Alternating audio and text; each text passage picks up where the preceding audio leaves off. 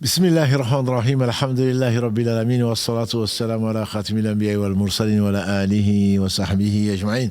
Amma ba'd, assalamu alaikum wa rahmatullahi wa barakatuh, mes sœurs, mes frères, les louanges, les remerciements, les éloges. Les éloges ne servent qu'au vivant qui ne meurt pas, Allah, en dehors duquel il n'y a point d'être digne d'adoration. Le premier qui n'a pas de début, le dernier qui n'a pas de fin. Le parfait dans son essence, dans ses noms et attributs et dans tous ses actes. Puisse-t-il bénir le meilleur des hommes, Mohammed, sa famille, ses compagnons, tous ceux qui les auront suivis dans le droit chemin et nous fassent l'honneur d'en faire partie. Ensuite donc, ce Coran qui est la parole incréée d'Allah subhanahu wa ta'ala, Allah y a mis une guérison.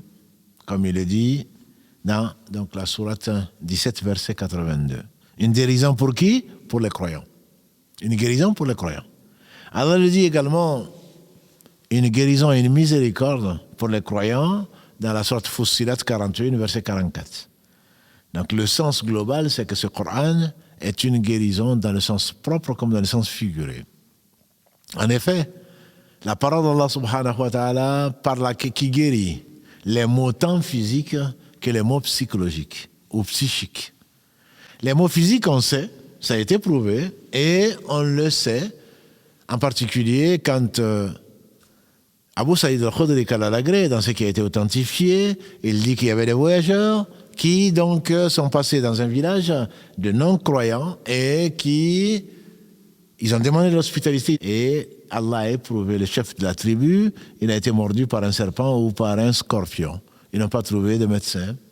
Et donc ils ont demandé à ces voyageurs est-ce qu'ils avaient parmi eux un soigneur. Un de leurs, un compagnon, a dit oui, moi. Mais je ne vous soignerai que si vous me promettez de me donner salaire si votre chef guérit. En effet, ils ont accepté. Ils ont dit quoi? Des brebis. Le compagnon du prophète sallam, de ce qu'Allah lui a inspiré, a lu la sourate al-Fatiha. Et le chef s'est levé comme si jamais il n'avait été piqué. Et donc, ils ont tenu promesse, ils leur ont donné des brebis qui devaient se partager entre eux, sauf qu'un d'eux a dit, moi je ne toucherai pas, je n'en ferai pas un cas tant qu'on n'aura pas demandé au prophète sallallahu alayhi wa sallam. Quelle était l'attitude des compagnons du prophète sallallahu alayhi wa sallam. Ils savaient qu'il ne parlait pas de lui-même. Donc ils ont été le voir, ils lui ont demandé.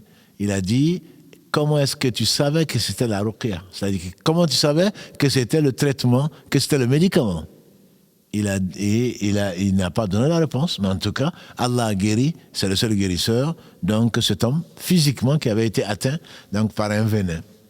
Et il a dit, pour conclure, gardez-en moi. Donc c'était pour rire, entre guillemets, pour dire, c'est bien sûr licite. C'est bien sûr licite. Ça, c'est l'aspect physique, ce n'est pas le seul. On utilise, donc, pour les posséder, des gens qui sont possédés, on l'utilise contre le aïn, on l'utilise contre le mal qui vient des djinns ou comme des hommes. Ça, ce sont des maladies psychologiques, ça arrive. Mais également, le Coran, pour les croyants, pour ceux qui y croient, parce qu'Allah précise dans les deux versets, 82 de la sourate 17 comme 44 de la sourate 41, Allah précise pour les croyants.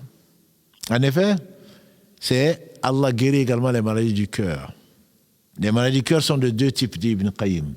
Les maladies les shubuhat, donc les maladies des ambiguïtés, et les maladies de shahawat, les maladies donc de la concupiscence. Nous sommes tous malades, nous avons tous les cœurs malades, sauf ceux que Allah a guéris, il est le seul guérisseur. Pour ces maladies donc des ambiguïtés, Allah subhanahu wa ta'ala donne les preuves évidentes de son existence, de son immensité, de sa perfection, que tout autre que lui a été créé, qu'il est omnipotent, qu'il est omniscient, et donc celui qui a des doutes et que Satan touche sur son devenir, d'où il vient, où il ira, etc., il n'a qu'à lire le Coran. Des gens qui ne comprennent même pas le Coran. Le Coran a été traduit dans toutes les langues. En le lisant, tu sais que ça vient bien sûr Tanzil, min Rabbil Alamin, une descente de la part du Seigneur des mondes. Allah explique le bien, et c'est lui qui l'a créé. Il explique le mal, c'est lui qui l'a créé. C'est qui nous sera utile dans ce bas monde et dans l'au-delà. Allah nous prescrit la sagesse dans ce Coran et nous informe du passé, du présent et du futur.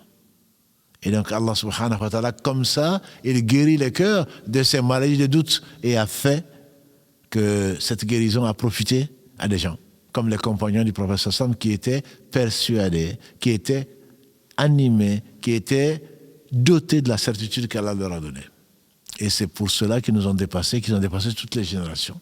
La meilleure génération, a dit le prophète sallam, c'est la mienne, c'est-à-dire ses compagnons. Ensuite celle qui suit, parce que Allah leur a donné cette certitude. Cette certitude qui les a fait vraiment travailler sur l'au-delà. Ils ont investi dans le durable, que dis-je, dans l'éternité. Les maladies de la concupiscence, ce sont les maladies qui attirent donc les passions. On a une femme, on en veut une autre. On a un mari, on veut aller voir ailleurs, etc., etc. Et on veut faire ce qu'Allah a interdit. Et donc Allah, dans son livre, subhanahu wa ta'ala, il a voulu nous promettre la vérité, l'au-delà, qu'elle est bien meilleure que ce bas monde. Nous décrit que c'est que ce bas monde qui n'est pas mieux que... qui est éphémère et qui n'est pas comparable à l'au-delà.